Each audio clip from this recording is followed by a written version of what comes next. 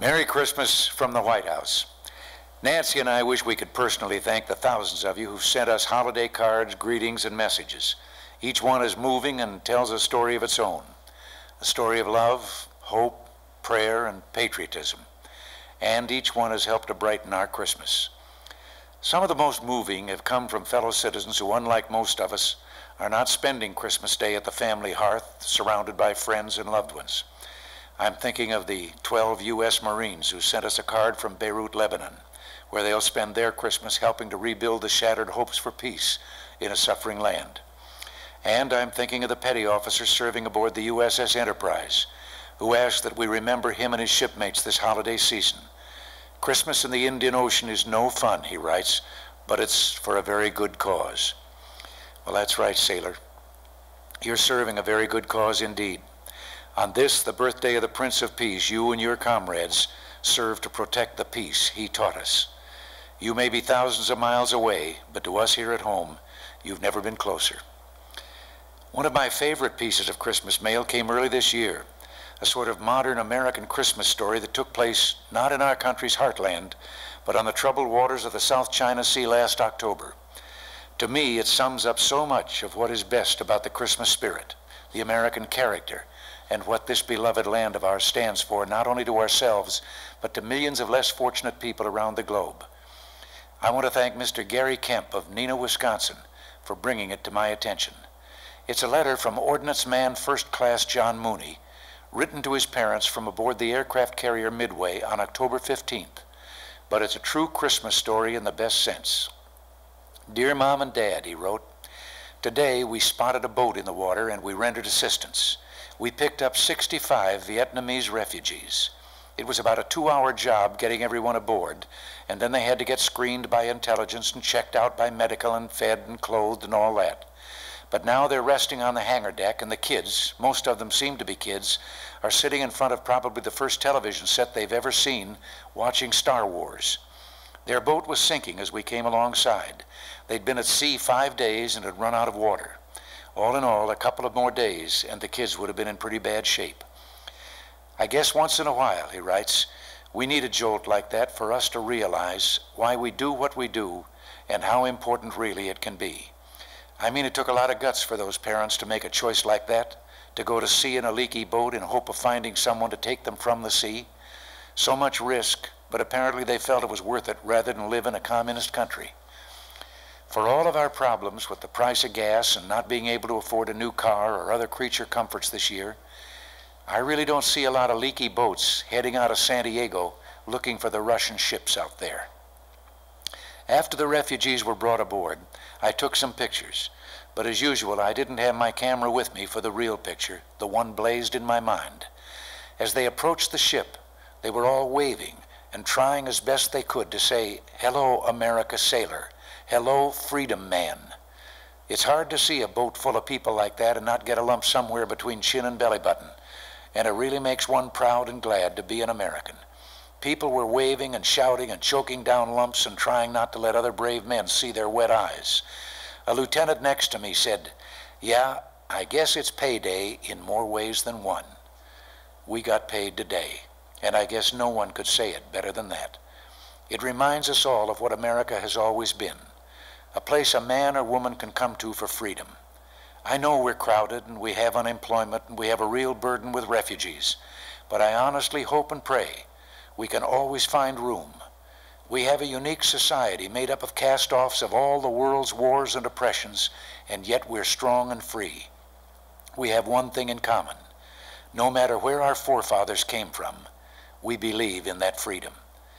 I hope we always have room for one more person, maybe an Afghan or a Pole or someone else looking for a place where he doesn't have to worry about his family starving or a knock on the door in the night, and where all men who truly seek freedom and honor and respect and dignity for themselves and their posterity can find a place where they can finally see their dreams come true and their kids educated and become the next generations of doctors and lawyers and builders and soldiers and sailors.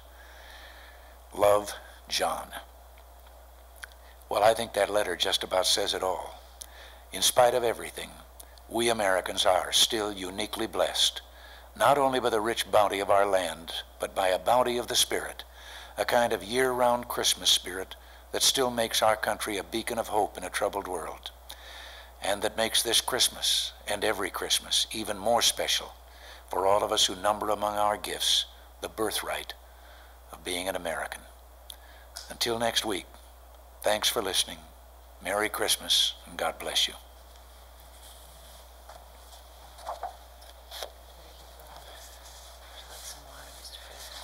No, it wasn't that. I just was having a little trouble.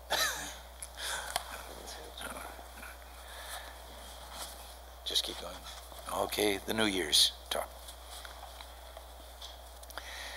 My fellow Americans, I've always thought New Year's Day was an especially American tradition, full of the optimism and hope we're famous for in our daily lives, an energy and confidence we call the American spirit.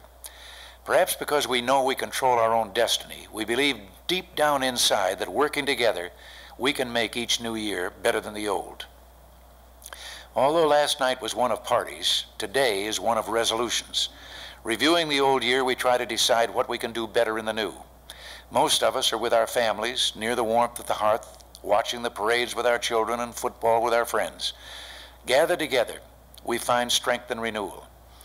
But this special holiday time is tragically marred for too many of us. You may have spotted the reason on the road last night if you had to drive home: the drunk driver.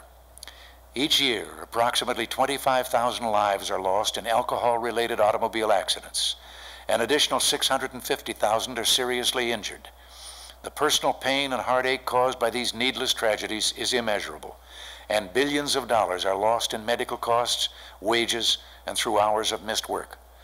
This weekend, while millions of Americans are traveling on our highways and streets, and while hundreds of millions more are celebrating with their loved ones, let's take a few minutes to think of ways to protect ourselves and our families from the menace of the drunk and drug-influenced driver. The first step is to realize that a drunk driver accident is no accident.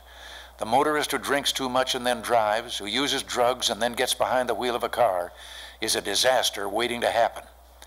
Overall, alcohol is now involved in up to 55% of all fatal highway crashes and is a contributing factor in more than 2 million motor vehicle accidents each year. The drunk driver has turned his car into a weapon that threatens the lives and safety of the innocent. Fortunately, there's a brighter side. Today we have one of our best opportunities in years to tackle this tragic problem. Public awareness has never been higher. Citizens groups, local officials, legislators, judges, police officers, people from all over the country are saying enough is enough. Let's get these killers off our roads and get them off now. Last April, I appointed a presidential commission on drunk driving to explore the problem more fully and to work with state and local governments to develop effective programs. Their interim report has already come in and has some useful findings. For example, we've found that people who've had too much to drink are less likely to drive when they know they have a good chance of being caught. The potential drunk driver who understands that prosecution is certain and the penalty swift will be less likely to insist on driving home. For this deterrent to work, however, state and local law enforcement officials must make it clear that they mean business. Programs are already springing up in some states with good results. In areas where police have made drunk drivers a prime target, traffic deaths have begun to decline. For example, in Maine, alcohol-related crashes have dropped 41% since that state's drunk driving program was strengthened. The highway death rate there is the lowest since they started keeping records. Maryland has also intensified its program, and highway deaths there are at a 19-year low. Since 1980, 11 states have raised the legal drinking age, and many other communities, counties, and states have strengthened their laws, some requiring mandatory jail sentences for first offenders.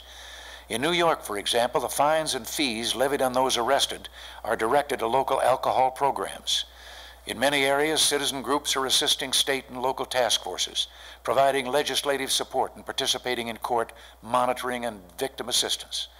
Of course, until we change our attitudes and our laws, our best protection is still to buckle our safety belts. There's much to be done if we're to rid ourselves of this scourge on our roads, and there's a continuing need for private initiative. We must each make it our personal responsibility. If we band together, We can change the laws that will help make the difference.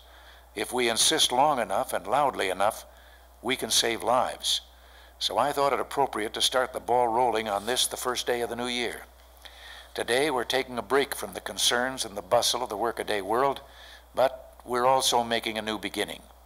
As we gather around our dining room tables for the midday meal, let us thank God for life and the blessings He's put before us. High among them are our families, our freedom, and the opportunities of a new year. Let us renew our faith that as free men and women, we still have the power to better our lives, and let us resolve to face the challenges of the new year, holding that conviction firmly in our hearts, that after all is our greatest strength and our greatest gift as Americans. So till next week, thanks for listening. Happy New Year, and God bless you.